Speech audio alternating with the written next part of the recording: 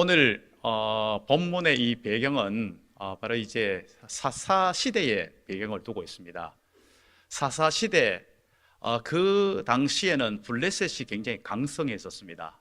블레셋이 강성했기 때문에 이 블레셋이 이스라엘을 거의 지배하고 있는 이런 상황이었습니다. 그러한 상황 속에서 이들은 거기에 벗어나려고 몇 번 몸부림을 쳤지만은 벗어나지를 못했어요. 왜 이렇게 약해졌고 이들이 왜 블레셋의 압제 속에 살아갈 수밖에 없는가? 이들은 다른 문제가 아니에요. 이들은 하나님과의 관계에 문제가 있는 거예요. 이 당시에 바로 어떤 배경을 가지고 있는가 하면요, 여러분 잘 아는 선지 엘리 선지 시대예요. 엘리 선지 시대 그 아들 홈리와 비느하스, 너무나도 유명한 인물이잖아요. 너무 잘 알잖아요. 그런 상황 가운데 있는 이스라엘 백성들 하나님이 함께 하시겠어요? 오히려 하나님은요, 블레셋을 통하여서 정신을 차리도록 만드는 거예요. 그래서 전쟁이 일어났는데 전쟁을 이길 수가 없는 거예요. 그러니까 이들은 언약궤를 가져오면 마치 언약궤가 뭔가 마술을 바라는 것이 언약궤만 가져오면 이길 수 있다고 생각하면 언약궤를 가져오도록 합니다. 가져왔지만 결과는요, 전쟁에 패하고 그 홈리와 비느하스 다 죽고, 그리고 언약궤마저도 빼앗기게 돼요. 이거는 완전히 이스라엘은 그냥 완전 망하는 그러한 상태가 되어지는 거예요. 언약궤가 빼앗겨가지고 이제 언약궤가 이 블레셋 땅에 그곳에 빼앗긴 상태로 있는 거예요.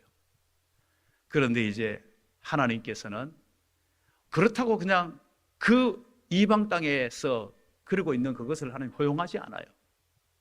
하나님께서 그 이방 블레셋에다가 하나님께서는 그 재앙을 내리십니다. 재앙을 내리게 되니까 이들은 그 언약궤를 감당할 수가 없는 거예요. 결국은 언약궤를 돌려줍니다. 스스로 돌려줍니다. 돌려줘가지고 이 언약궤가 기랏 야림에서 20년 동안 그곳에 있게 됩니다. 이제 이스라엘 백성들은요, 하나님을 사모하기 시작합니다. 여기서 사모한다는 것은 우리가 뭘 막 간절히 기대하고 고대하는 그런 마음, 그것도 사모함이지만은요, 이 안에는 어떤 의미가 들어있는가 하면 울부짖다는 의미가 들어있다는 겁니다. 울부짖다. 왜요? 너무 힘들고 너무 고통스러웠어. 견딜 수 없어가지고 막 하나님 앞에 울부짖고 있는 거예요. 그 울부짖고 있는 이제 이들의 이제 모습들이 이제 나오는 것이 오늘 본문의 이 내용이에요. 앞에 나오는 내용이에요. 그래서 3절의 말씀 우리 같이 한번 볼까요? 3절 말씀 이렇게 말씀을 하고 있어요. 사무엘이 이스라엘 족속에게 말하여 이르되, 같이 보십니다. 만일 너희가 전심으로 여호와께 돌아오려거든 이방 신들과 아스타롯을 너희 중에서 제거하고 너희 마음을 여호와께로 향하여 그만 섬기라. 그래하면 너희를 블레셋 사람의 손에서 건져내시리라. 자, 지금 이들이 막 울부짖고 너무 고통스러워서 그러고 있는데 그 원인이 하나님께로 돌아와야 된다는 겁니다. 하나님께로 돌아오는 방법에 대해서 뭐라고 말씀하고 있는가요? 먼저 너희들이 하나님 말고 우상 섬긴 거, 그거 제거하라는 겁니다. 아스타롯을 제거하고 이방신들을 제거하라는 겁니다.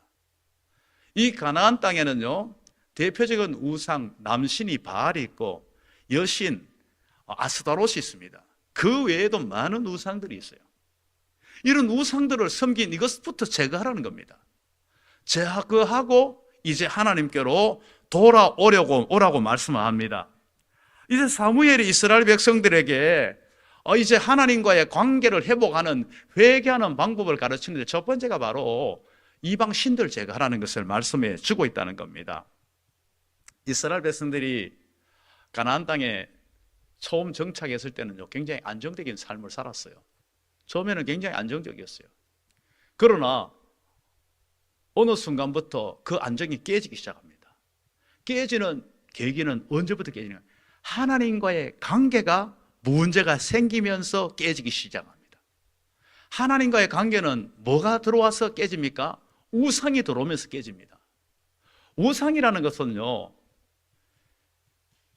그냥 어떤 형상뿐만이 아니에요. 사상이라든가 물질이라든가 사람이라든가 어떤 형상이라든가 이것을 하나님과 동등하게 두거나 하나님보다가 세우는 것, 이게 우상이에요. 이스라엘 백성들은 한 번도 하나님을 안 섬긴 적이 없어요. 하나님을 섬겼어요. 하나님은 계속 섬겨왔어요. 그런데 어떻게 했습니까? 하나님도 섬기고 우상 바알도 섬기고 하나님도 섬기고 아스타롯도 섬기고 하나님도 섬기고 이방의 사상도 따르는 거예요. 하나님 말씀도 따르고 이방 사상도 따르는 거예요. 여러분, 여기서 우리가 중요한 한 가지가 짚고 넘어가야 됩니다. 이것 때문에 기독교를 외골수라고 이야기하고 기독교에 대해서 굉장히 비난을 많이 해요. 뭔가 하면요, 종교 다원주의. 왜 다른 종교들은 서로가 다 인정하는데 너희들만 유독 다른 종교를 인정하지 않고 왜 같이 안 하려고 그러느냐? 이게 얼마나 무서운 것인지 알아야 됩니다. 모두가 다 그래 한다 할지라도 우리는 하나님과 다른 이방 종교를 겸하여서 인정하고 섬기면 안 되는 거예요. 이게 여기에 있는 거예요. 여러 가지 뭐 다른 것도 하면 사람들이 우리 오픈됐다고 생각하고 그 넓은 마음을 가졌다고 참 종교인으로 인정하는 거 아닙니까? 우리는 하나님을 제대로 섬겨야지. 하나님 안 섬길 것 같으면 그래 할 필요가 없는 거예요. 하나님을 제대로 섬기기 위해서는요, 하나님이 원하는 모습을 가지는 것이 참으로 중요하다는 것을 우리는 알아야 된다는 겁니다. 하나님은요, 종교다원주의, 혼합주의를 너무너무 싫어하십니다. 우리는 이런 것을 철저하게 배격해야 된다는 것을 우리는 분명히 알아야 된다는 겁니다. 그래서 너희 마음을 3절에서는 하나님께로만 향하라는 겁니다. 바알에게 빼앗기고 아스타롯에게 빼앗기고 이런 마음들 다 하나님께로 돌리라는 겁니다. 하나님께로만 향하라는 겁니다. 이제 가나안에 정착한 이스라엘은요, 정말 하나님만 섬길 때는 문제가 없었어요. 이들이 더 잘 되려고 다른 거 같이 섬긴 거예요. 뭐 되려고 섬긴 게 아니에요. 들어보니까 아스타롯이 풍요를 주는 신이래요. 풍요. 내가 돈 많이 벌고 내가 농사 지어가지고 많은 것을 얻을 수 있다면 한번 섬겨보자. 조상 대대로 농사를 짓던 사람들이 농사 짓는 그 방식, 늘 항상 그냥 그런 것을 해본 적이 없었던 사람들이 그곳에 왔을 때에 농사가 그들이 더 잘 되거든. 방법이 뭐냐? 우리는 다 산의 신 아스타롯을 섬겨서 그런 거다. 그래, 이거 이렇게 섬기면 너 잘 된다. 같이 섬긴 거예요. 이때부터 이스라엘은 무너져 버린 거예요. 이때부터 무너진 거예요. 하나님과의 관계가 깨어지면서 모든 것들이 무너지게 되었다는 것을 우리에게 보여주고 있다는 것입니다. 그리고 이들은 이렇게 무너지게 된 계기가 뭔가 하면요, 이들은 분명한 하나님의 말씀이 없어요. 말씀이 밑바탕이 안 돼 있어요. 참 우리는요, 말씀을 바탕에 깔고 있는 게 굉장히 중요해요. 이거 안 깔고 있으면 우리는 쉽게 무너져 버립니다. 뿌리가 없어요. 부평초처럼 그냥 이리저리 완전히 흔들릴 수밖에 없습니다. 말씀의 뿌리를 바로 드는 게 참 중요해요. 이스라엘의 이 당시의 상황을 이제 사무엘상 3장 1절에서 이렇게 말씀해요. 이 사무엘이 엘리 앞에서 여호와를 섬길 때에는 여호와의 말씀이 희귀하여 이상이 흔히 보이지 않았더라. 말씀이 희귀했다는 거예요. 하나님의 말씀을 들을 기도 없고 들을 마음도 없고, 그리고 결과가 어떻게 됩니까? 사사기의 특징이 나오는 거예요. 사사기의 특징이 뭡니까? 자기 소견에 옳은 대로 행하였더라. 우리 하나님의 백성은 어떻게 해야 됩니까? 하나님의 말씀에 순종하여 살아갔더라. 이래 돼야 되는 거예요. 그런데 자기 소견에 옳은 대로 행하였더라. 이런 결과가 왔다는 겁니다. 여러분, 내 생각대로 예수 믿으면 안 돼요. 내 기분대로, 내 감정대로 예수 믿는 거 아니에요. 예수 믿는 건 철저하게 하나님의 말씀에 근거해서 하나님이 우리에게 뭘 요구하는지, 무엇을 말씀하시는지 거기에 순종하면서 예수를 믿는 게 바로 믿는 거예요.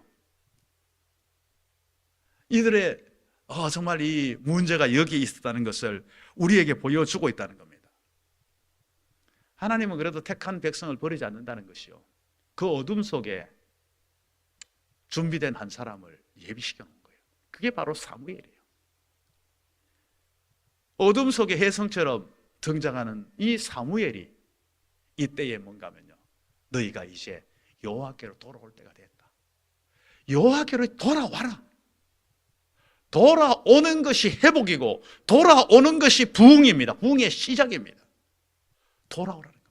이방 신상을 버리고 하나님께로 돌아오라고, 이제 그러면서 이제 모든 죄를 회개하면서 회개 운동을 일으키는데 어디로 모이도록 하는가 하면요, 미스바에 모이도록 합니다. 미스바.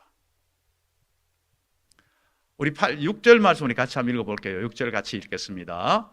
그들이 미스바에 모여 물을 길어 여호와 앞에 붓고 그날 종일 금식하고 거기에서 이르되 우리가 여호와께 범죄하였나이다 하니라. 사무엘이 미스바에서 이스라엘 자손을 다스리니라.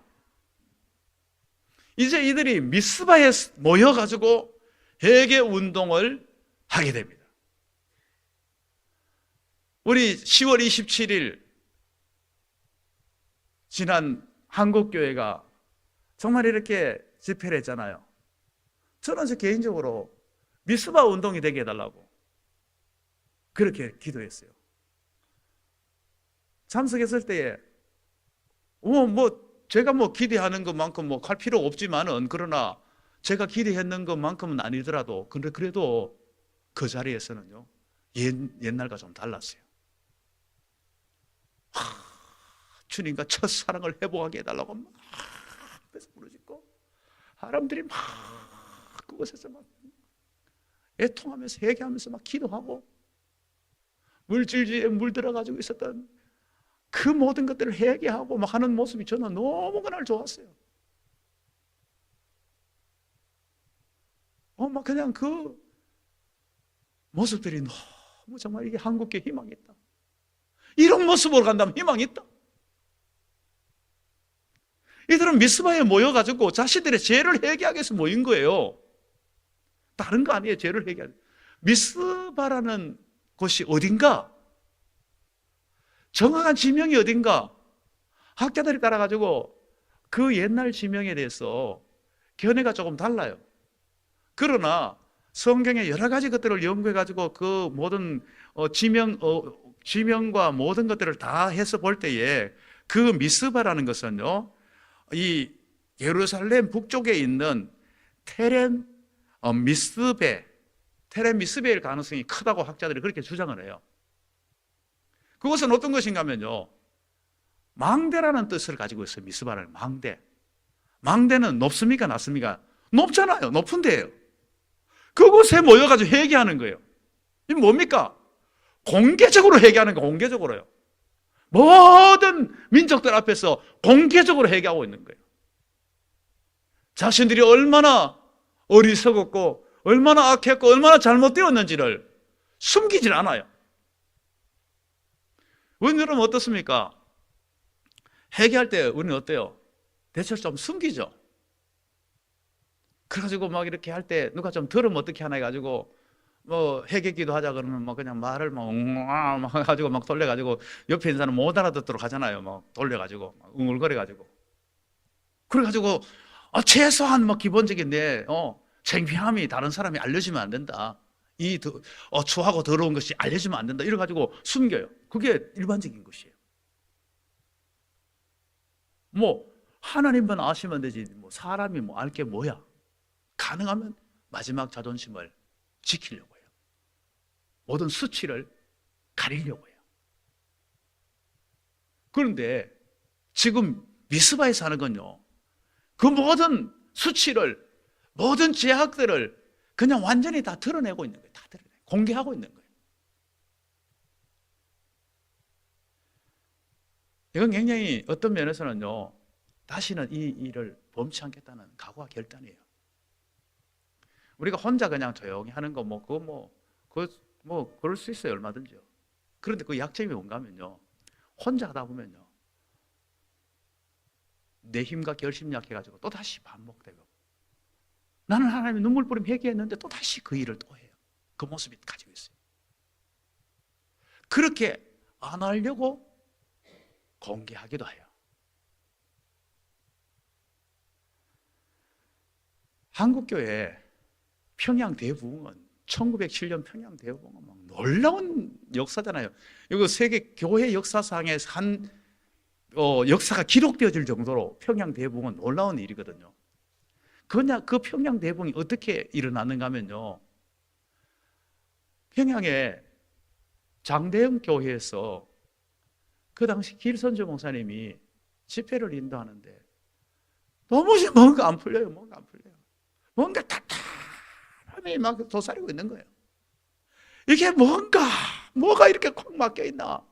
이 정말 은혜가 터져야 되는데 뭔가 은혜가 안 터지는 거예요. 그러고 성령께서 길선주 목사를 팍 때리는 거예요. 너가 회개해야지.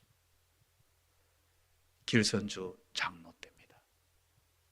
친구가 아주 자신을 신뢰했던 친구가 먼저 죽으면서 자신의 재산을 정리해가지고, 내가 당신 믿으니까 당신이 잘 정리해가지고 저와 자식들에게 주라, 잘 전달해 주라 그랬어요. 그런데 욕심이 생겨가지고 얼마를 착복을 해버린 거예요. 그리고 그 친구 가족들에게 마치 전부 다 주는 것까지 줘버렸어요. 그게 막 깨달아지면서 길선주 목사가요, 강단에서 이놈이 죄인입니다. 친구가 믿고 맡겨놓은 재산을 내가 중간에서 갈취해버렸습니다. 이 악한 죄인이 회개하지 않으니 어떻게 은혜가 임하겠습니까? 막 그걸 공개적으로 했어요. 얼마나 창피한 일이에요. 생각을 해봐요. 그런데 공개적으로 하니까 막 이곳저곳에서 막 회개 막 역사가 막 공개적으로 나타나기 시작하는데요, 완전히 막 회개 역사 가운데서 그 평양 대부흥의 역사가 이루어진 거예요. 그 평양 대부흥의 역사가 한국 교회로 막 영적인 막 그냥 파도가 막 밀려가 버린 거예요.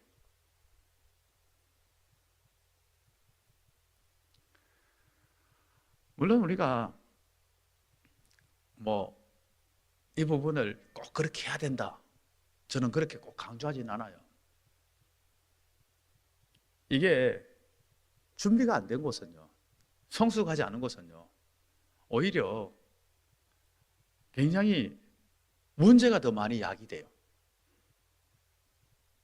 준비가 되어져야 돼요. 한국교회도 그런 적이 있었어요. 어느 목사님이 집회 갔다가 어디 모텔에서 야동을 봤다나 그거를 이야기를 했어요. 야동을 봤다고 막 그러면서 내가 이 나쁜 놈이라고 막 그러고 막 하면서 막 얘기했어요. 막 그랬어요. 그 교회는 굉장히 그분이 목회를 잘했는데 굉장히 성숙된 교회예요. 그래서 목사님도 저렇게 인간이구나, 한낱 인간이구나. 그리고 저렇게 솔직하게 얘기하는 모습, 나도 정말 하나님 앞에 얘기하지 그랬어요. 그런데 그거 보고 따라했던 목사님요, 쫓겨났어요. 성숙되지 못한 데는 그걸 못 받아들여요. 우리 교회는요, 성숙한 교회가 돼야 돼요. 정말 성숙한 교회가 되면요, 그 모든 것까지도 그것이 그냥 연발로 나갈 수 있어야 돼요.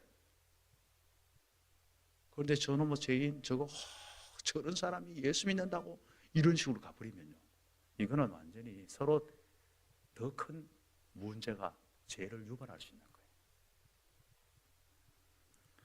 어찌되었건 것은요, 미스바의 이 일은요, 회개는 공개적이었어요. 이 공개적으로 나왔어요. 이스라엘의 이 죄를, 자신들의 이 죄를 공개적으로 고백하는 그러한 자리가 되었다는 겁니다. 이제 이들은요, 그곳에다가 물을 막 부어요. 왜 물 붓는 일을 왜 할까요? 뭐 여러 가지가 있겠지만은요, 자신들의 마음을 거기서 막 다 쏟아붓는다는 거예요. 마음을 다 하나님 앞에 쏟아붓는, 자신의 심령을 다 쏟아붓는다는 거예요. 그러니까 회개는 마음이 빠진 건 회개가 안 돼요. 마음이 온전히 하나님 앞에 변화를 받아야 돼요. 마음이 빠져버리면 회개가, 여러분, 마음 빠지고도 행동할 수 있어요. 마음에도 없는 행동할 수 있어요. 마음이 먼저 새로워져야 돼요. 마음을 하나님께 온전히 쏟아붓는 거예요. 그리고 마음만 하고 행동은 그것도 안 돼요. 마음을 쏟아부었으면요, 행동이 따라야 돼요. 행동이 따르지 않는, 변화되지 않는 행동은 회개가 아니에요. 변화된 행동만이 진정한 회개가 될 수 있다는 것을 우리에게 분명하게 말씀해 주고 있어요. 그리고 무엇을 합니까? 금식을 해요. 금식은 뭡니까? 절제입니다. 금식은 뭡니까? 안 먹으면 죽어요. 주님, 내가 생명 걸고 지금 현재 하나님 앞에 절제하며 매달릴 테니까 불쌍히 하게 달라고. 하나님의 긍휼과 자비를 구하는 자세라는 겁니다.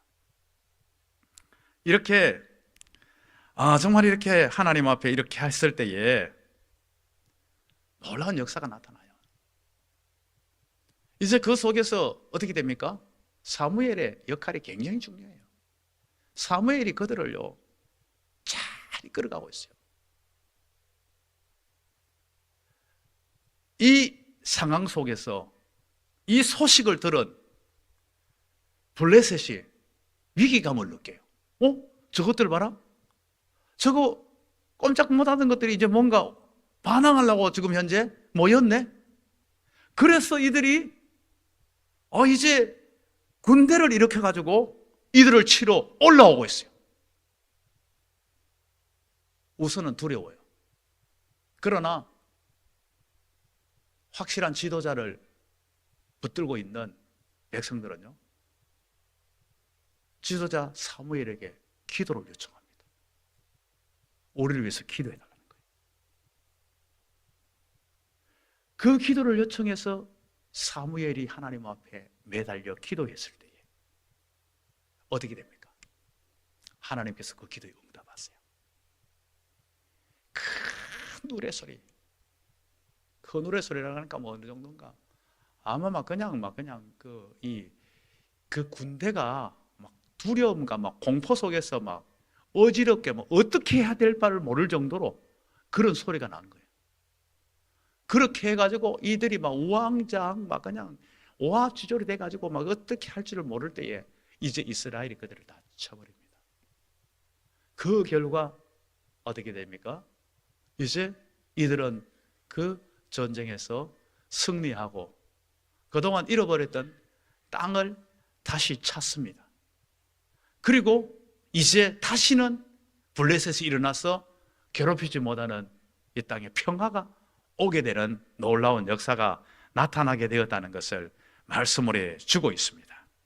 14절 말씀을 같이 한번 보겠습니다. 블레셋 사람이 이스라엘에게 빼앗겼던 성읍이 에그론에서부터 가드까지 이스라엘에게 회복되니 이스라엘이 그 사방 지역을 블레셋 사람의 손에서 도로 찾았고 또 이스라엘과 아모리 사람 사이에 평화가 있었더라. 평화는 하나님이 주세요. 평화는 하나님이 주세요. 하나님께서 진정한 평화를 허락해 주셨음을 보여주고 있다는 겁니다. 한국교회는요, 안타깝게도 회개가 점점점 약화되고 있어요.